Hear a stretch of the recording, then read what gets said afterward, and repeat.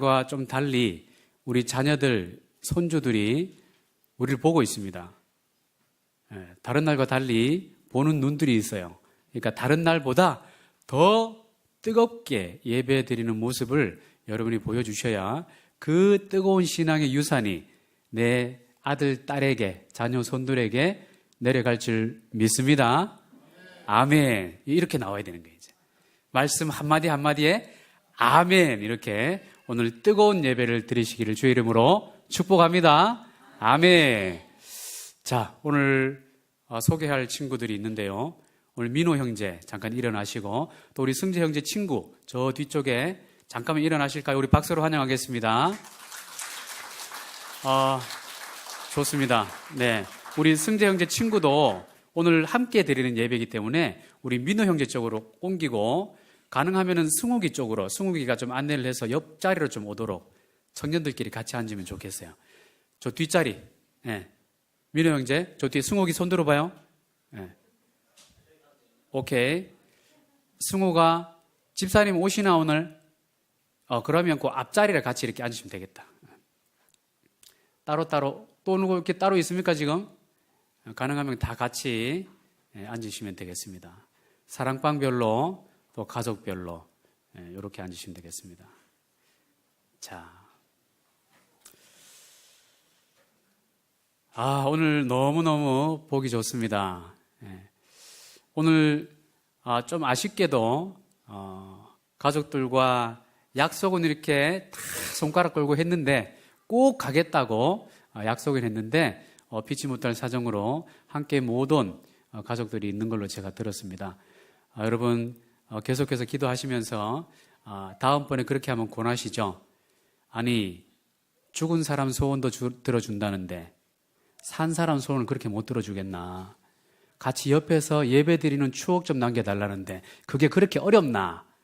요렇게 한번 권하셔가지고 다음에 온 가족 예배 때는 사랑하는 가족들과 함께 앉아서 손을 꼭 잡고 같이 찬송가를 찾고 같이 입술을 벌려서 같은 찬송을 부르고 같은 말씀에 같은 아멘으로 화답하고, 우리 부모님들이 자녀들의 그 머리에 손을 얹고 축복 기도를 해주는 이 예배 추억을 우리 자녀들에게 물려줄 수 있도록 여러분에게 다시 한번 주의 이름으로 부탁드리며 축복합니다. 아멘. 여러분, 하나님께서 우리 가정과 교회를 세우신 목적이 있습니다. 여러분 보통 생각할 때 가정은 그냥 사랑하는 남자와 여자가 그냥 만났으니까 그냥 오래 같이 살기 위해서 결혼이라는 게 생기지 않았습니까? 사회적인 산물입니다. 결혼은 이렇게 생각하죠. 그러나 여러분, 성경은 뭐라고 말씀합니까? 성경은 창세기 2장에 하나님께서 태초에 우주 만물을 창조하시고 사람을 창조하신 직후에 바로 가장 먼저 하신 일이 가정을 만드셨어요.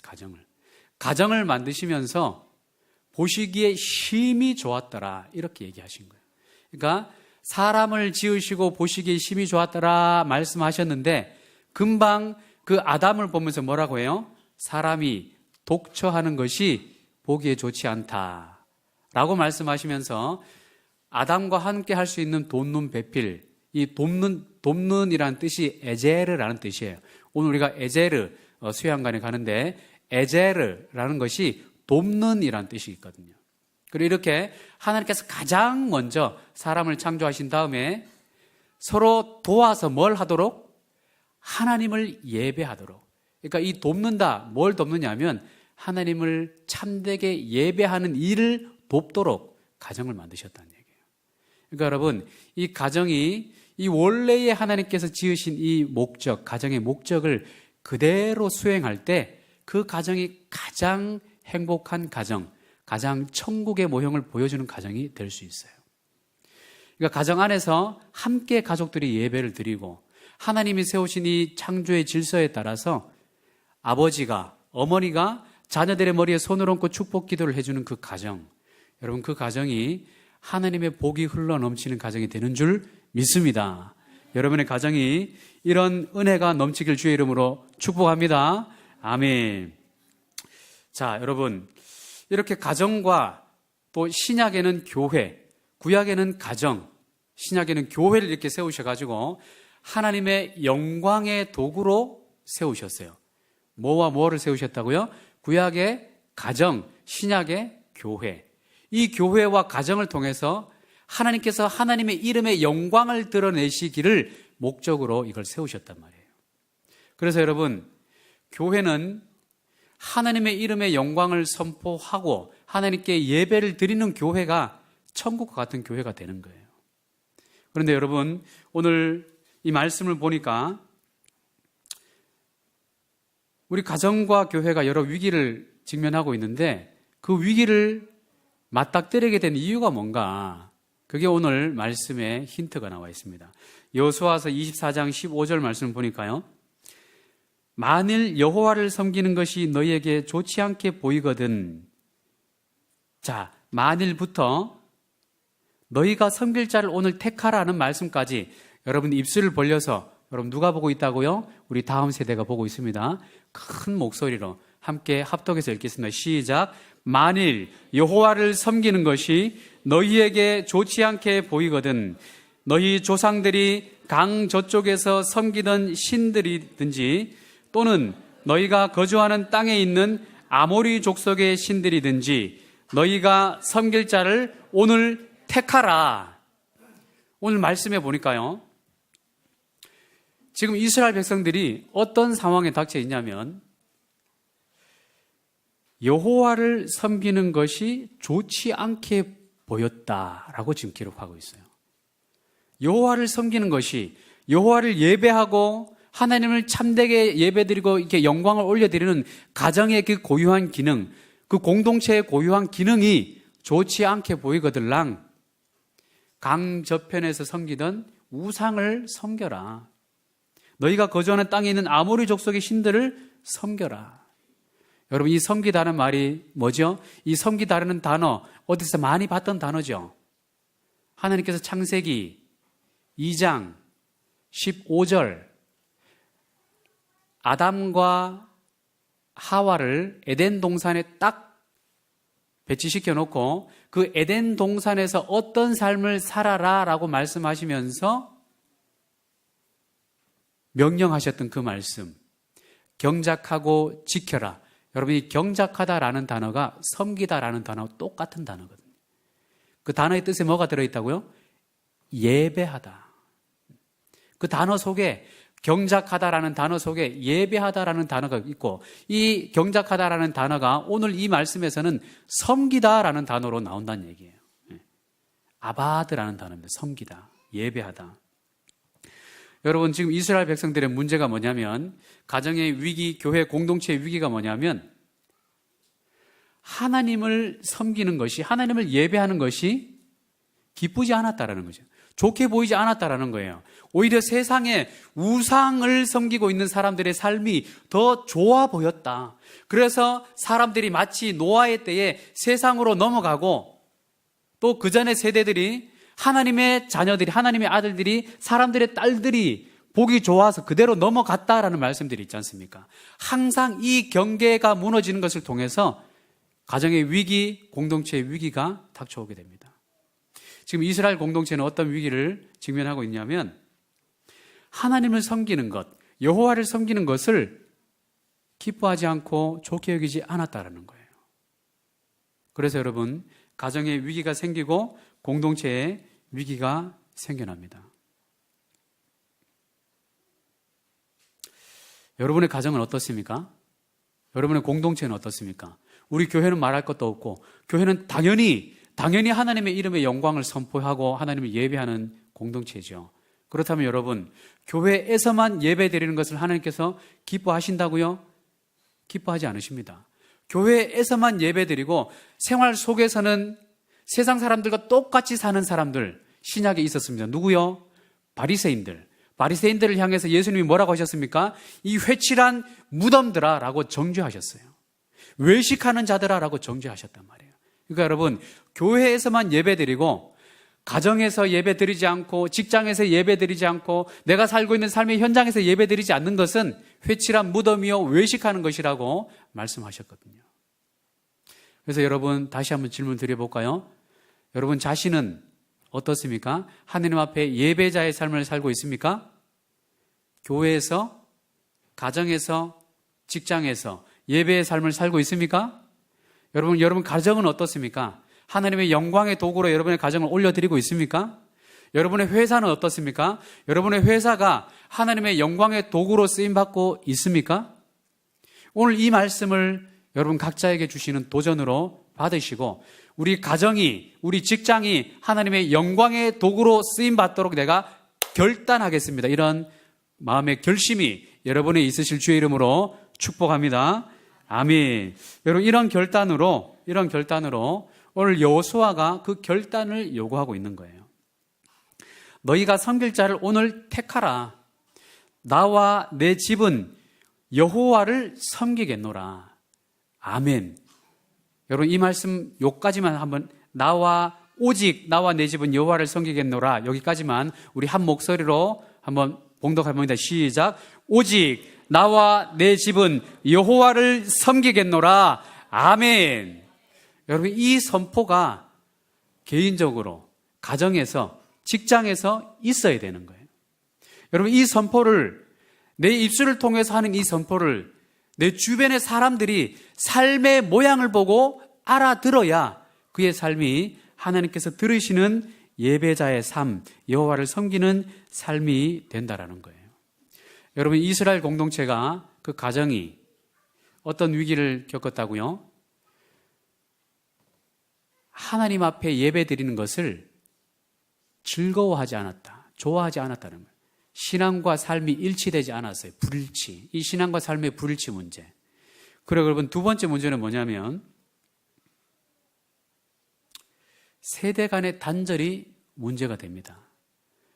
오늘 아버지 세대, 할아버지 세대, 그들이 전승해 준, 그들이 물려준 여호와 하나님이라는 그 절대 신앙을 그 다음 세대들, 아들, 딸, 자녀, 손들이 그걸 그대로 물려받는 것이 아니라 물에 물을 태운 듯, 술에 술을 태운 듯 이렇게 흐려진 것으로 받는다는 얘기예요. 그러니까 이것이 심각한 문제가 되는 겁니다. 여러분 세대 간의 단절, 이 성도, 이 세대, 부모님과 부부지간의 이 단절, 그리고 부부와 이 부모님과 자녀 간의 단절, 여러분 이것이 소통이 안 되는 거잖아요. 여러분 소통이 안 되면 무슨 일이 생기겠습니까? 소통이 안 되면 일단은 내 남편과 내 자녀들과 마음의 이 공유를 못하니까 그 자체로 이미 가정의 고유한 기능이 깨져 있는 거예요. 그리고 두 번째는 가정의 원래 고유한 기능이 뭐라고요? 하나님의 영광의 도구라고 했습니다.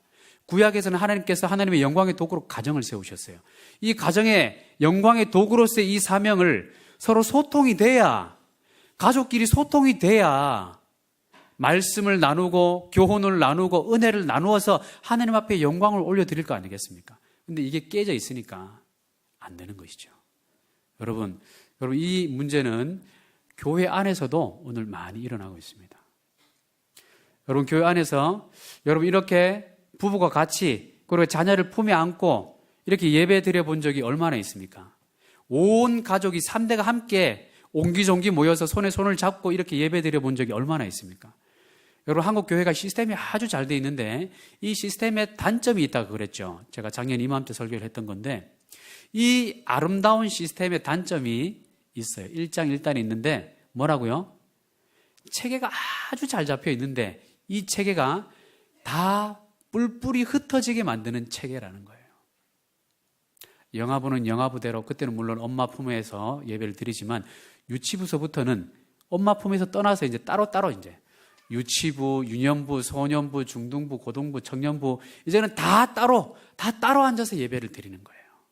이거 교회 안에서조차 세대 간의 뿔뿔이 단절이 일어나는 이 문제를 우리가 최소화시켜보자라는 마음으로 이렇게 3대가 함께 드리는 온 세대 예배를 이렇게 기획하게 되는 것입니다. 여러분 가정이, 특별히 어린 시절에 우리 어머니, 우리 아버지가 성경책을 어떤 걸 보았는지, 어떤 구절을 즐겨 암송하셨는지, 그리고 그 입술을 통해서 자녀들에게 어떤 축복 기도를 했는지, 여러분 어린 시절에 들었던 그 신앙의 교훈, 신앙의 모범은 평생 가거든요. 이게 청년이 되어서 신앙의 방황을 하다가도 그 방황의 핵심 가운데서 위급할 때 어머니가 해주신 그 기도, 어머니가 내게 알려주셨던 그 말씀, 그것이 자녀를 딱 붙들어지게 돼 있어요. 그런데 어른이 돼서 이걸 하려면 정말 쉽지가 않습니다. 왜 그렇습니까? 이제 머리가 커버렸으니까 내 주관, 내 생각이 딱 자리를 잡고 있는 거예요. 이제 그때 되면 정말 힘이 들어져요. 물론 되기는 됩니다만은 힘들다는 거죠. 그래서 가능하면 우리가 어린 시절부터 우리 자녀들에게 함께 예배드리고 엄마 아빠가 말씀의 은혜를 받고 찬송의 은혜를 받고 눈물 콧물 흘리면서 예배드리는 이 감격적인 모습을 함께 자녀들이 공유하면서 볼 수 있도록 우리가 이 추억을 만들어줘야 된다는 얘기예요. 여러분에게 한번 질문 드려볼까요? 여러분의 부모님들이 여러분의 손을 잡고 여러분의 이름을 부르면서 따뜻하게 손을 잡아주시면서 아들아, 딸아, 사랑하는 누구누구야. 이 말씀을 평생 놓치지 말아라. 이 기도를 평생 놓치면 안 돼. 여러분 이렇게 권면하신 그 어머님의 음성을 들어보신 적 있습니까? 그 아버지의 권면을 들어보신 적 있습니까? 여러분 우리 다음 세대에게 이런 권면을 그 가슴 속에 새겨줘야 되는 거예요. 그래서 이 가슴 속에 어머니의 진심 어린 사랑의 그 말씀이 각인되고 그 신앙의 교훈이 각인돼 있으면 그 자녀는요, 엇나갈 수가 없는 거예요. 세상에 이 친구들과 어울리다가도 같이 악한 문화 속에 가다가도 그 문지방에서 엄마가 가슴에 새겨준 그 말씀이 이 아이를 붙들게 되어 있습니다. 바로 그 순간에 그 엄마의, 그 아빠의 말씀의 교육이 힘을 발휘하게 된다는 것이죠. 그래서 오늘 여러분 이따가 우리 부모님들이 자녀들의 손을 붙들고 또 머리에 손을 얹고 축복 기도하는 시간을 가질 거예요. 여러분 마음을 다해서 여러분 마음의 소원을 하나님 앞에 아뢰시면서 마음껏 축복 기도를 하셔야 됩니다. 그래서 내 자녀들에게 진심이 느껴지도록 오늘 이 순간 어머니가, 아버지가, 할머니, 할아버지가 나를 위해서 기도해 주셨던 그 진심이 가슴 속에 새겨지도록 여러분 오늘 성령께 간구하셔야 되는 거예요. 그리고 여러분 교회의 위기, 가정의 위기가 이렇다면 교회의 위기는 뭐냐면 교회 안에서도 소통이 잘 안 돼요. 교회 안에서도 이 단절, 분리가 있습니다. 그게 뭐냐면 여러분 교회 안에서도 이 사랑방 이런 이 조직들이 작은 이 소그룹들이 없다면 여러분 어떻게 될까요? 이런 어떤 소그룹을 만들어주지 않고 그냥 자유롭게 이 대그룹을 놔둔다면 어떤 일이 벌어질까요? 그냥 3355 늘 친한 사람들끼리만 모이게 되어 있어요. 여러분 그러면 사람의 성향이 여러 가지가 있다고 했잖아요. 저처럼 아주 인물은 좋지만 성향이 아주 이렇게 그 내성적이고 수줍이 많고 여성성이 강한 사람이 있다고 했잖아요. 이런 저 같은 사람들은 누가 와서 손을 미리 딱 잡아줘 아이고 반갑습니다라고 인사를 안 해주면 구석에 가 있는다니까요. 맨 뒤에서 이렇게 고개만 숙이고 있어요. 제가 신앙생활 초기에 그랬거든요. 교회 들어오는 게 힘들었어요 저는. 근데 누군가가 옆에 앉아가지고 아 반갑습니다 이렇게 와주셔서 정말 너무 좋네요. 나는 누구인데 소속이 어떻게 될 것 같은데 우리 같은 동역자입니다. 우리 동역자일 뿐만 아니라 우리는 이제 내당 중복에 하나님께서 엮어주신 하나님의 한 가족입니다. 한 가족, 한 권속입니다. 여러분 옆에 사람 손 딱 붙들고 지금 한번 저를 따라합니다. 우리는 한 가족입니다. 우리는 믿음의 한 가족입니다. 아멘. 그럼 이렇게 분위기가 활발하게 이루어질 때 교회 안에서도 소통이 이제 열리기 시작하는 거예요. 여러분 요한복음 17장 21절 22절 말씀 보시면 예수님께서 십자가 지시기 전에 유언과 같은 대제사장 기도를 남기셨다고 했잖아요. 그게 어떤 기도죠? 요한복음 17장 17절부터 21절까지 읽어보시면 말씀도 참 하나님의 섭리가 참 오묘한데요. 17장을 요한복음 17장을 제가 신대원 준비할 때 어떻게 외웠냐면 17이니까 1, 7, 일치, 분리가 아니라 일치, 분리가 아니라 일치. 하나님께서 교회가 일치되는 걸 원하시는구나. 요한복음 일치부터 21. 외우기 쉽죠? 요한복음 17장 17절부터 21절 말씀 읽어보시면 예수님의 대제사장적인 기도, 몸된 교회가 하나로 일치되기를 원하시는 간절한 마음으로 기도를 하셨단 말이에요. 그런데 교회는 어떻습니까? 끼리끼리. 내 친한 사람들만 이래 있으면 교회는 성장이 안 되는 거예요. 소통이 아니라는. 그래서 여러분, 오늘 좀 불편하지만 사랑방 식구들끼리 이제 같이 좀 앉아달라고, 그리고 가족들끼리 좀 같이 앉아달라고 제가 이렇게 요청을 드린 거예요. 협조를 잘 해주셔서 대단히 감사합니다. 여러분, 이렇게 우리가 분리되는 것을 최소화시키고 함께 자리를 만들고 서로 눈동자를 맞추고 손을 맞잡고 이렇게 몸된 교회를 세워나가기 힘을 쓰고 가정을 세우기 힘을 쓸 때 하나님께서 어떤 은혜를 주시겠습니까?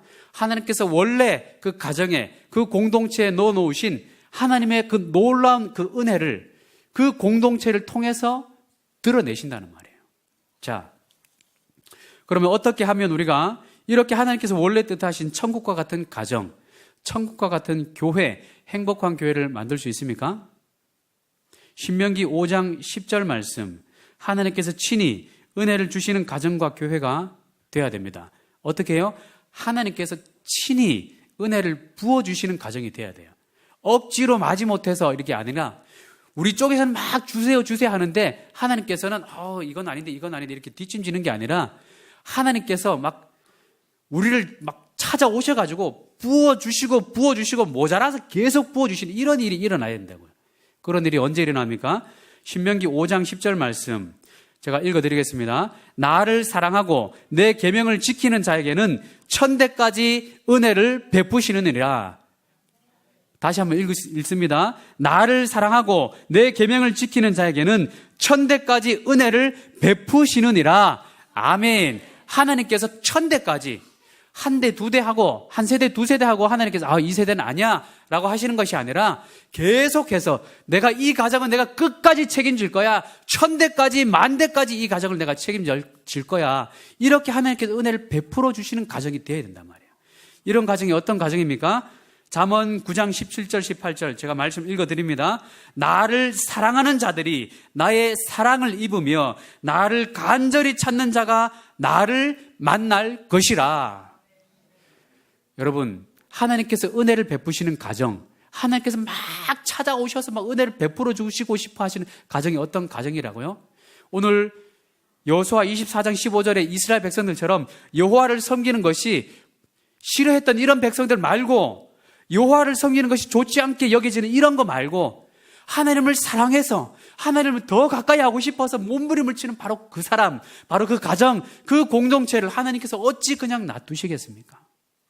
하나님께서 이런 가정을 여호와의 눈은 온 땅을 두루 감찰하사 전심으로 여호와를 향하는 자를 찾아서 능력을 베푸시는 줄 믿습니다. 여러분, 이렇게 하나님을 사랑하는 그 사람, 그 가정, 그 교회를 하나님께서 복의 통로로 사용하실 줄 믿습니다. 여러분, 이 시간에 여러분의 가정이, 우리 교회가 이런 하나님께서 우리 편에서 막 애를 쓰는 게 아니라 우리는 하나님을 사랑하기 위해서 몸부림을 치고 있을 때 하나님 편에서 우리 쪽으로 막 영광의 임재를 막 쏟아부어 주시는 이런 놀라운 하나님의 영광, 사모함이 생기지 않습니까? 소망이 생기지 않습니까? 억지로 마지못해서 신앙생활 하는 거 언제까지 하시겠습니까? 딱 해결하시고 이제는 내가 하나님을 사랑하겠습니다. 하나님의 말씀을 사랑하는 것을 통해서 하나님을 사랑하겠습니다. 내 옆에 있는 내 사랑하는 가족, 내 옆에 있는 내 형제들, 내 자매들을 사랑하는 것을 통해서 하나님을 사랑하겠습니다 라고 신앙 고백하고 나갈 때 그의 위치가 어디에 있든지 간에 대기업의 높은 총수든지 아니면 저 요셉과 같이 저 감옥에 있는 저런 자리든지 그게 아무 관계가 없어요. 하나님은 어디에 있든지 하나님을 전심으로 사랑하는 바로 그 사람, 그 사람에게 찾아오고 싶어서 마음에 안달이 나 있으시거든요. 여러분이 하나님의 이런 영광의 임재를 경험하시는 복된 가정을 만드시고 사랑방을 만드시고 교회를 만드시는 주역이 되시기를 주의 이름으로 축복합니다. 아멘. 이 시간에 여러분 사랑방 가족들끼리 손을 잡으시고 형제들끼리 손을 잡으시고 또 가족들끼리 나오신 분들은 우리 자녀들의 머리에 손을 얹으시고 안을 수 있으면 어린 자녀들은 품에 안으시고 머리에 손을 얹으시고, 또 우리 선생님들이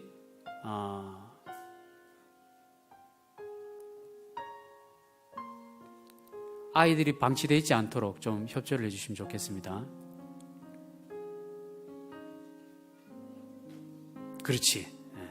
좋습니다.